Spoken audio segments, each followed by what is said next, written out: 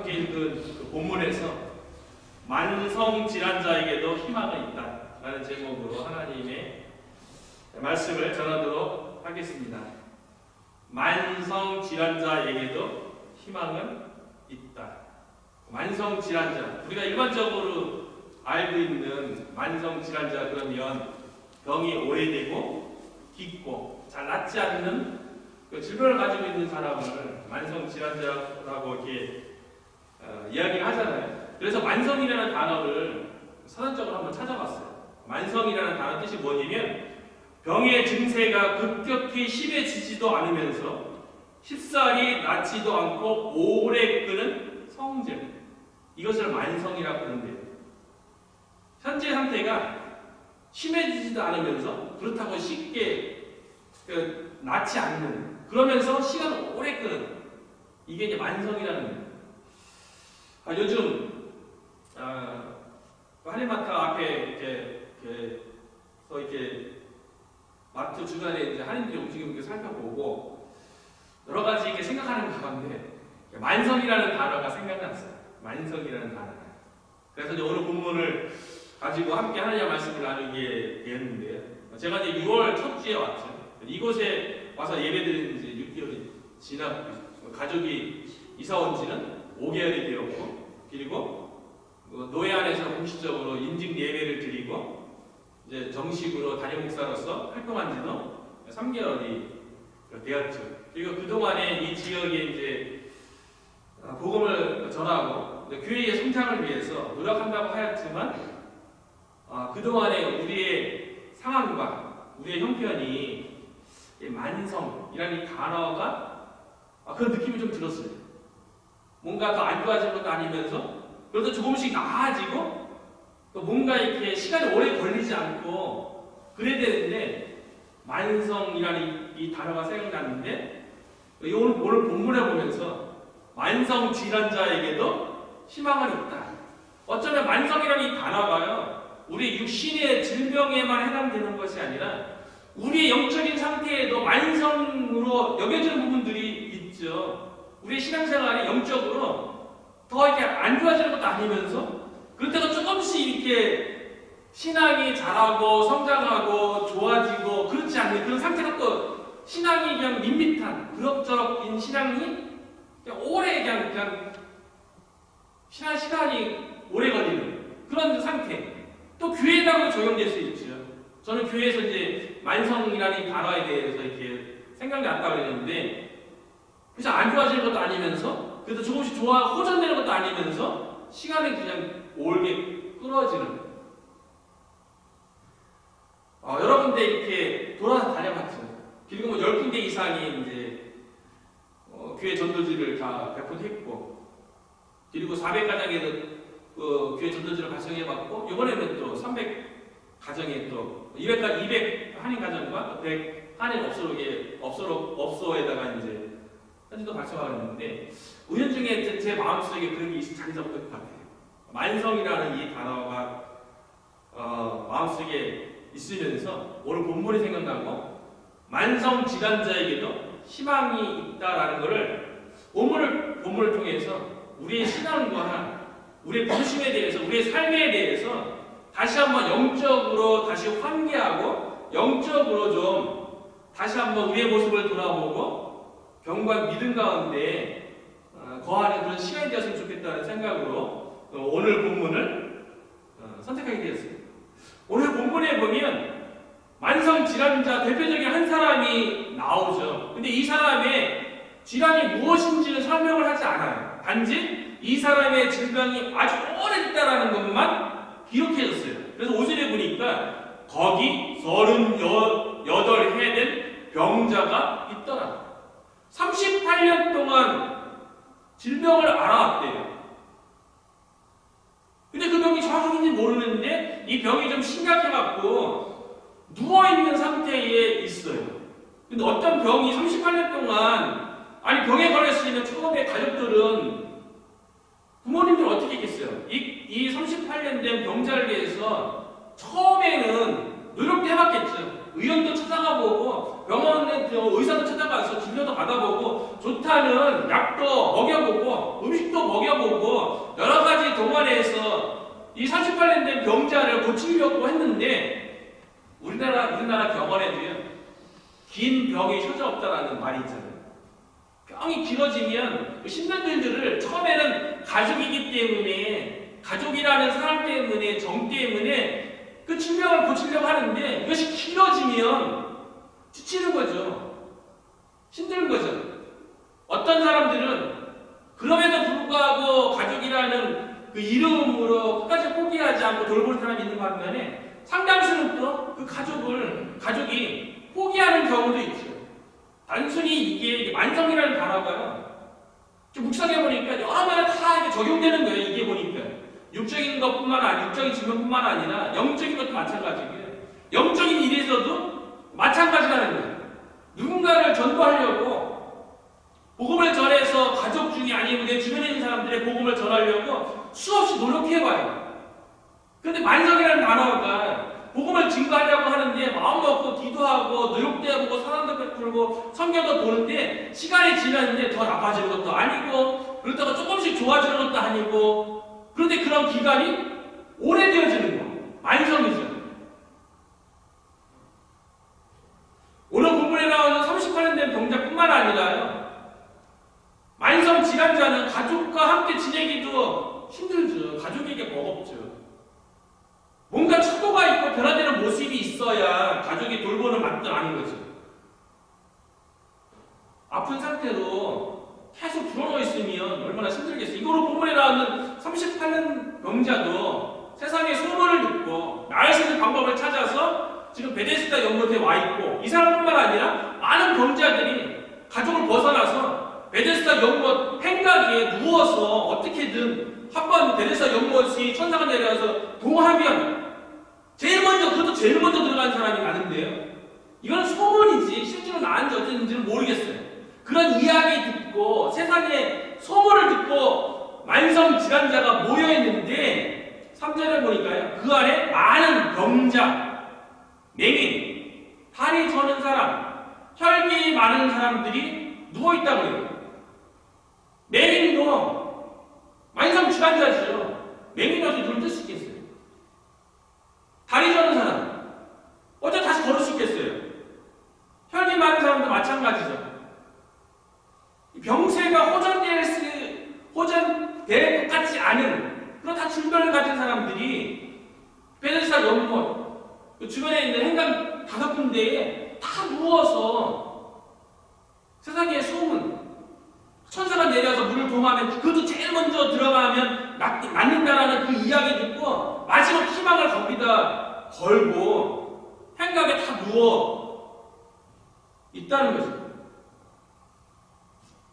주변에 친구도 없죠. 만성 질환자에게 친구 어디 있겠어요? 친구도 건강할 때 친구죠. 그리고 친구도 내가 잘 나가고 내가 돈이 있을 때 친구죠. 내가 힘든 가운데 있고 육체적으로 질병 가운데 있고 힘든 가운데 있으면 어려운 가운데 있으면 친구도 떠나는 법이죠.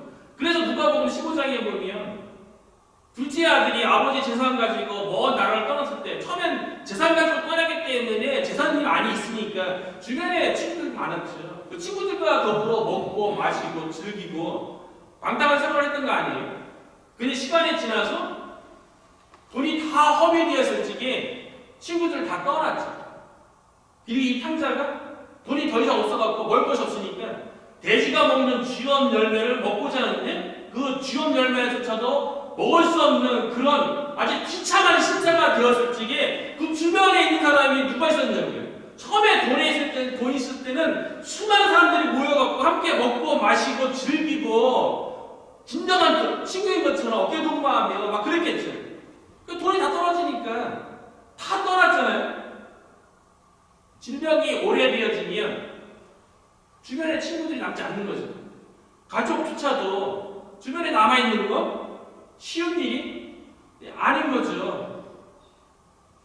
만성 질환자들이 베데스다의 연못에 모여 있는데요.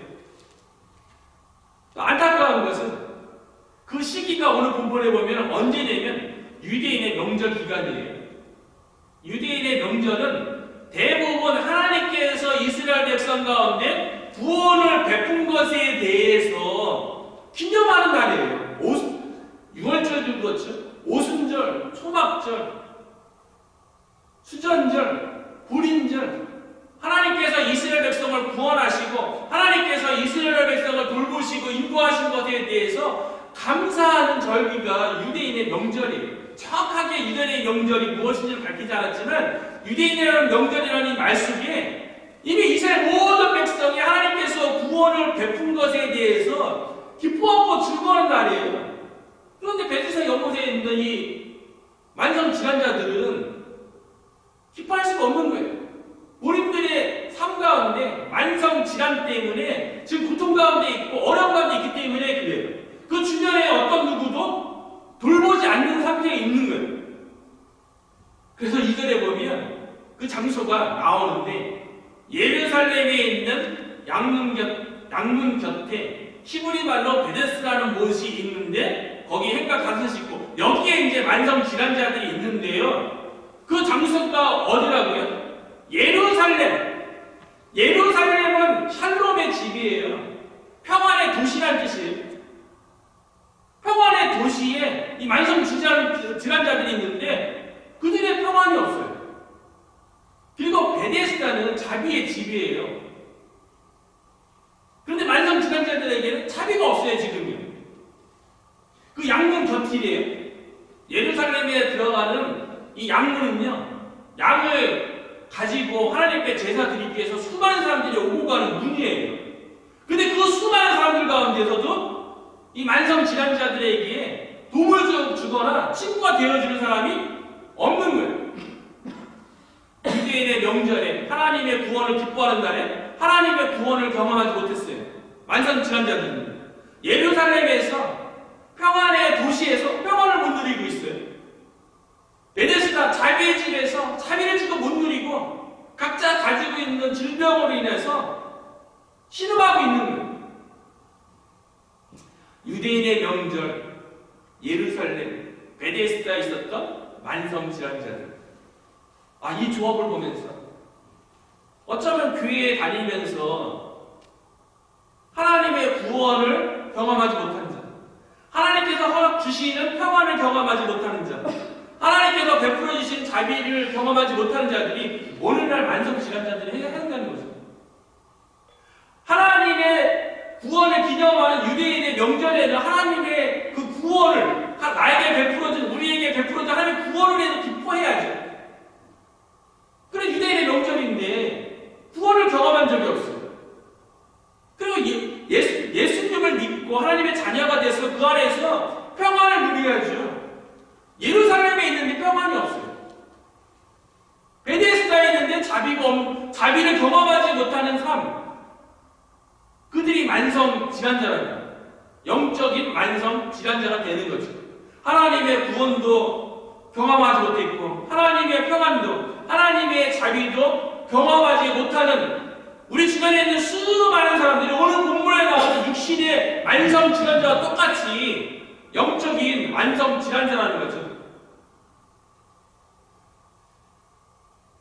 우리 주변에 만성으로 느껴지는 그것이 개인의 삶이든 아니면 가정 안에 있는 문제든 아니면 우리 교회 안에 문제든 이런 만성 질환자에게도요 보이는 거는 만성 질환으로 인해서 좌절할 수밖에 없고 점점 나아지거나 변화될 것 같지 않은 것으로 인해서 실족할 수밖에 없는 그런 조건과 상태지만 그런 자들에게도 희망이 있다라고 오늘 본문은 이야기하고 있다는 거예요.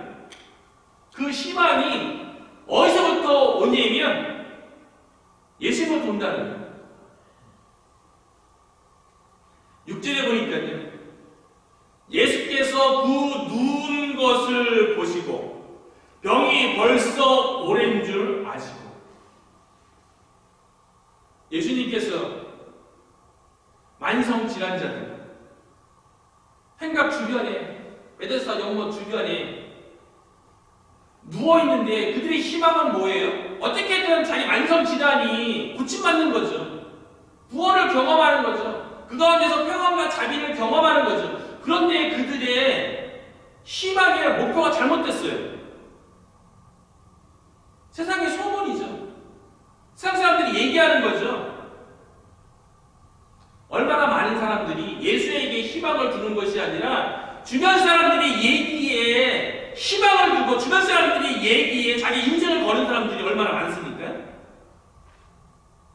만성 질환자들이요. 그들이 가정으로부터 어쩌면 버림받아서 친구들도 어떤 누구도 도움받지 못하는 그런 상황과는 마지막 희망을 걸고 베데스다 연못에 와 있는데요. 그들이 희망을 어디에 두냐면 사전에 보니까 이는 천사가 가끔 모세에 데려와 물을 움직이게 하는데 움직인 후에 먼저 들어가는 자는 어떤 병이 걸렸든지 낫게 되밀어라. 어떤 병이든지 어떤 병에 걸렸든지 그 병이 심각하든 그 병에 어떤 어려움을 주든 제일 먼저 천사가 모세 내려와서 동하게 하면 제일 먼저 다들 간 사람 낫게 해주면 얼마나 좋아요.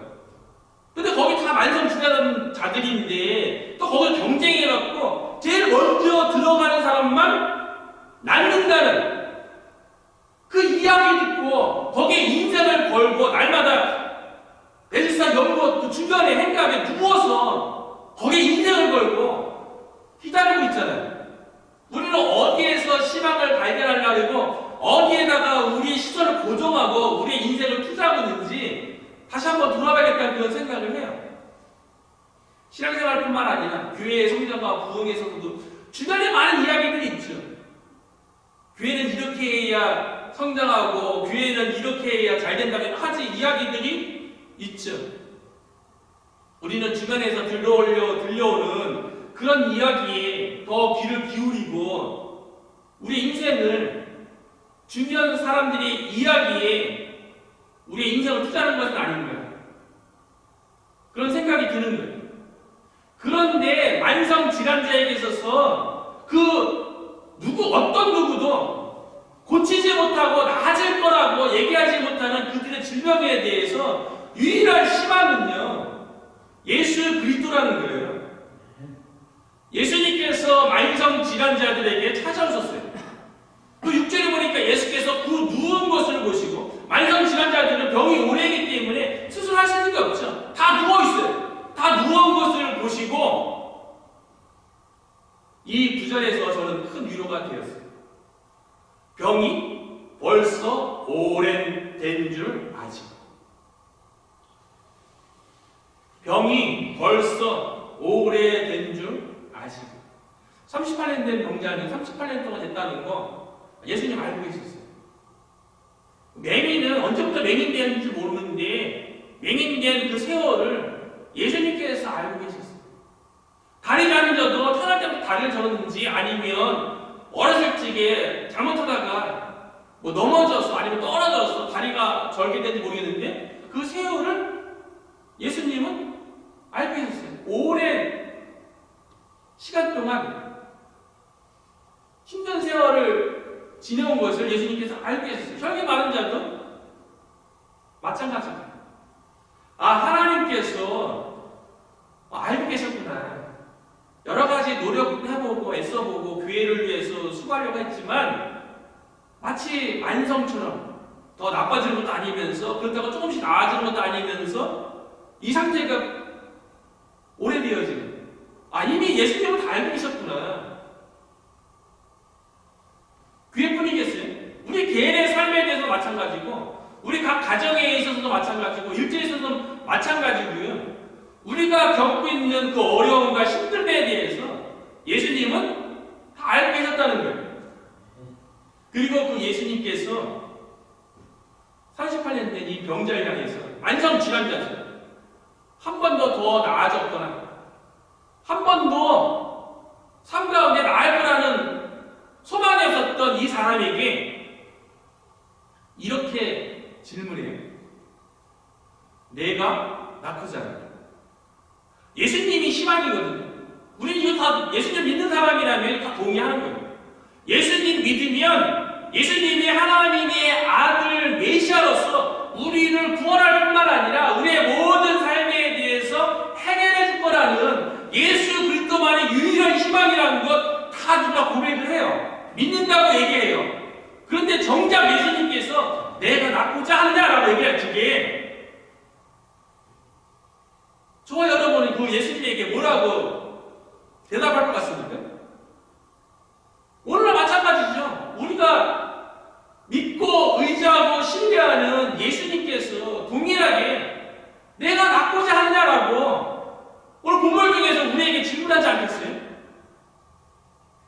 그렇다면 우리는 예수님이 직접 이곳에 딱 나타나서 저와 여러분에게 한 사람에게 내가 낳고자 하느냐?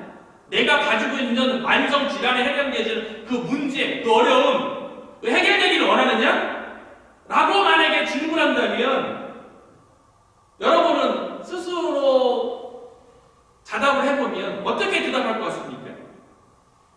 저 낳고 싶어요. 이렇게 말하는 게 정상 아니겠어요? 오랜 기간 동안에 힘든 세월을 지나왔잖아요.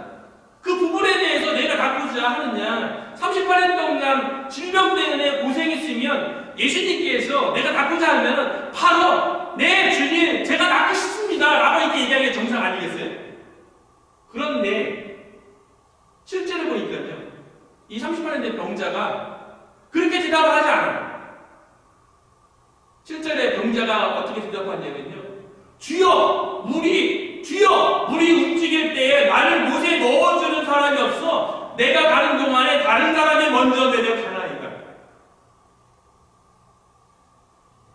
이 38년 된 병자는요, 베데스다 연못에 천사가 내려서 물을 동할 때 제일 먼저 들어간 사람이 맞는다는 게 소문이 있는데, 자기는 병이 38년 되고 너무나 만성 질환 중에도 병증이 아니라 중증이기 때문에 자기가 제일 먼저 못 들어가서 알 수 없사오니 예수님 내가 낳고자 하느냐라고 질문하는 예수님에게 부탁한다는 게 뭐냐면요, 예수님 천사가 내려와서 물을 동할 때에 예수님이 저를 들어서 좀 빨리 제일 먼저 들어가게 도와주시오. 38년 된 병자가 그것을 요구했다는 거예요. 이 38년 된 병자의 이 요구를 보면서 우리 모습이 그와 같지 않지 않은가? 자기의 수준에서 예수님에게 요구하는 거예요. 예수님은 분명히 내가 낳고자 하느냐라고 했으면 38년 된 병자는 이렇게 생각했겠죠. 내 상황이 38년 된 병자인데 38년 동안 내가 만성 질환자였는데 내가 낳고자 하느냐? 낳을 수 있을까? 저분이 나를 낳게 해줄 수 있을까? 이런 생각이 드니까 예수님 보니까 젊은 거예요. 내가 낳고자 하느냐고 했으면 내가 낳고 싶습니다라고 믿음으로 얘기해야죠. 근데 그게 아니라 세상으로부터 들었던 그 소문에 자기 인생을 투자했기 때문에 예수님 저를 들어서 좀 제일 먼저 들어가서 연못에 들어갈 수 있게끔 그것을 요구하고 있다는 거예요. 우리는 예수님에게 무엇을 요구하고 있습니까? 어쩌면 우리 예수님도요, 우리에게 내가 낳고자 하느냐라고 질문을 하는데 우리는 엉뚱하게 우리 수준에서 작은 것을 요구하고 있는지도 모르겠어요. 마치 38년 된 병자처럼 예수님 저를 들어다가 베데스다 주변에서 낳는다고 하는 그 이야기에 저를 좀 제일 먼저 들어갈 수 있도록, 예수님 젊으시니까 저를 번쩍 들어서 제일 먼저 들어가시도록 저를 부축해 주십시오. 이 정도를 요구하고 있다는 거예요. 이 본문을 보면서 예수님께 좀 크게 예수님께 내가 낳고자 하느냐 얘기하는데 예수님 앞에 좀 크게 좀 요구해야겠다는 생각이 들었어요. 이 몽골의 카오리 가운데 하나님 우리 교회가 뭐 수자적으로 뭐 크게 하고 내가 그게 아니라 정말 하나님께서 기뻐하시고 마지막 때에 하나님의 말씀의 권위가 땅에 떨어지고 복음의 능력이 없는 것처럼 세상 분위기가 그런 여건 속에서 정말 복음의 능력이 있고 복음 안에서 수많은 사람들 영혼들이 구원받고 그 안에서 회복되어지고 그 안에서 위로와 격려를 받고 하나님을 위해서 자기 인생을 드리는 그런 수많은 사람들이 모이는 그런 교회로 하나님 우리 교회가 그렇게 쓰여지고 세워졌으면 좋겠습니다라고 내가 낳고자 하느냐라고 질문하는데 그와 같은 믿음을 가져야겠다는 생각을 했어요. 어쩌면 이 상황 때문에 나에게 주어진 여건 때문에 우리의 믿음이 쪼그라져가고 그 상황과 여건과 조건 속에서 예수님에게 38년 된 병자처럼 우리들도 요구하는지 모르겠다는 생각이 든 거예요. 주님만 바라봐야죠. 우리의 이 조건과 여건이 중요한 게 아니고 예수님만 바라봐야죠. 예수님만 바라봐야죠. 하나님만 바라봐야죠. 아브라함에게 하나님께서 찾아와 주셔서 하늘에 있는 목별들과 바다에 있는 수많은 고래들을 보라 그러면서 너의 후손이 이와 같을 거라 하니까 아브라함을 못 믿잖아요. 자기 수준에서. 왜냐하면 본인 나이가 100세고 사라의 나이가 90세인데 자기 상황과 여건을 보는 거죠. 그때 하나님께서 아브라함에게 창세기 18장에 보면 여호와께 능치 못할 일이 있겠느냐. 아브라함도 자기의 조건을 보는 거죠. 자기의 나이 많은 아내 사라의 아이를 낳을 수 있는 병수가 끊어진 그걸 보고 못 믿는 거죠. 하나님은 여호와께 능치 못할 일이 있겠느냐? 하나님께서는 모든 일 가능하시죠. 예수님에게 나아왔던 자신의 아기 귀신 들린 문제 때문에 고통스러워하고 힘들어했던 그 아들로 인해서 예수님에 나왔던 그 아버지도요, 예수님에게 이렇게 요구하잖아요. 예수님, 할 수 있거든. 내 아들을 고쳐주십시오. 그 정도 수준으로 예수님께 요구한 거예요. 근데 예수님은 뭐라고 얘기합니까? 할 수 있거든요. 무슨 말이냐? 믿는 자에게는 능치 못한 일이 없느니라. 우리가 좀 믿음으로 예수님을 바라보고 예수님이 내가 낳고자 하느냐 그렇게 말씀하셨으면 예수님께서 어떤 만성 질환자라 할지라도 고쳐주는 줄로 믿습니다. 오늘날 우리의 삶 가운데, 개인의 삶 가운데, 우리 가정 가운데, 우리 교회 가운데 만성 질환 같은 부분 영역이 있죠.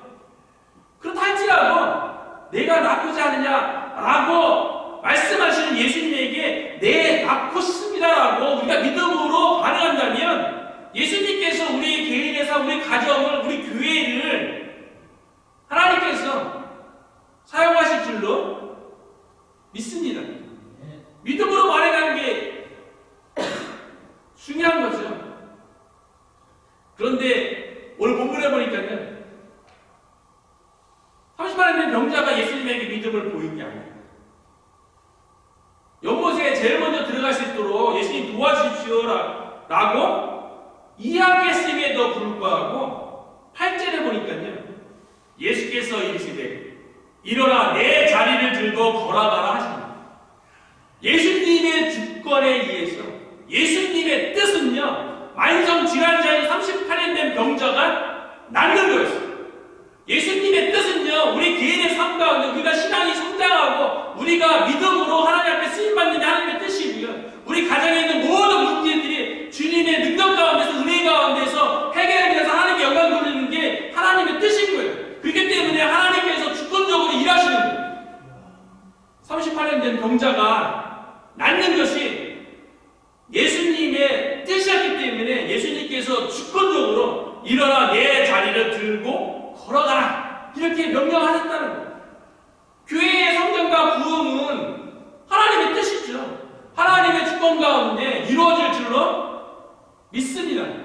하나님의 주권 가운데 우리에게 믿음을 부어줘서 그 믿음으로 우리가 예수를 바라보고 예수 안에서 우리가 삶 가운데 있는 만성 질환 가운데 나음을 입는 회복되어지는 은혜의 역사가 있었으면 좋겠어요.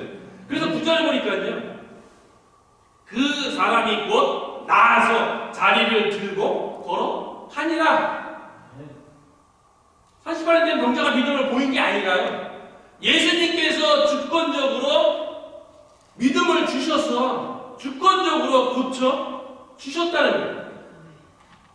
그래서 이 38년 된 병자가 믿음으로 나아서 자리를 들고 걸어갔다는 거예요. 38년 된 이 만성 질환, 이게 중요한 게 아니죠. 예수님의 능력이 중요한 거죠. 우리가 38년 된 그 만성 질환을 바라볼 것인가, 예수를 바라볼 것인가, 우리의 조건이 아닌 우리 안에 함께 계시고 우리가 온전히 붙잡고 계신 그 예수 그리스도로 인하여서 우리 안에 하나님의 놀라운 은혜와 능력이 나타났으면 좋겠어요. 성경의 모든 믿음의 사람들이 믿음으로 모든 상황과 여건과 환경을 초월해서 세상이 감당치 못하는 그런 삶을 살았다고 히브리서 11장에 수많은 믿음의 조상들에 대해서 열거하고요. 그 믿음의 조상들, 자기가 가지고 있는 상황과 여건과 조건이 아닌 오직 하나님만 바라보는 그 믿음. 그래서 히브리서 저자가 기록하기는요, 히브리서 11장 8절에 보니까 이런 사람은 세상이 감당하지 못하느니라. 믿음으로 삶을 바라보는 사람이에요. 38년 된 병자가 38년 동안 누워있던 사람이 일어나 걷게 되는, 걸을 수 있다라고 사람한테 누가 얘기하겠어요? 그러나 예수 안에서 가능한 거 아니겠어요? 우리 교회가 주님 앞에서 쓰임받는다는 거 여러 가지 조건과 여건을 막 얘기하잖아요. 세상 사람들은요. 그게 아니라 예수님 안에서 그 모든 조건과 여건을 뛰어넘는 그런 믿음을 우리가 소유하면 이런 사람은 세상이 감당하지 못하느니라. 저와 여러분이 우리 수준에서 예수님에게 요구하는 게 아니고요. 우리 수준에서 세상 사람들 얘기하는 거 요구하는 게 아니고요. 예수님 안에서는 모든 것이 가능하고 모든 것이 이루어질 줄로 믿고 믿음의 조상처럼 믿음으로 세상이 감당하지 못하는 저 여러분이 되었으면 좋겠어요. 우리가 할 수 있는 걸 하는 게 아니고요. 다시 한번 예수를 바라보고 예수 안에 있는 믿음 가운데 굳건했으면 좋겠어요. 마가복음 5장에 보면 12해, 그것도 만성질환이죠. 혈루증 앓았던 한 여자가 있어갖고요. 자기의 혈루증이라는 이 만성질환을 고치기 위해서 많은 의사에게 많은 괴로움을 받았고 가진 것도 다 허비하였을 때 아무 효용이 없고 도리어 더 중하여졌던 타해. 자기 만성질환을 어떻게 해보려고 세상 사람들이 얘기하는 많은 의사, 그 도리어 괴로움받고 그리고 약을 구하려고 했지만 아무 효용도 없고 더 중요해졌다가 예수님의 소문을 듣고 예수님께 가서 옷자락에 손만 대어도 구원을 받으려는 이 생각으로 예수님 옷에 손을 대었을 적에 그가 고침을 받았던 것처럼요. 우리가 여러 가지 방법이 있을 수 있죠. 세상적인 그 방법이 아니라 주변 사람들이 얘기하는 방법이 아니라 오직 예수 그리스도를 바라보고 예수님 안에서 모든 것이 가능하고 예수님 안에서 모든 것이 이루어진다는 이 믿음 가운데 우리 개인의 삶과 우리 교회 가운데 예수님께서 회복케 하시고 부흥케 하시고 우리로 하여금 온전케 하는 은혜의 역사가 충만하게 일어나기를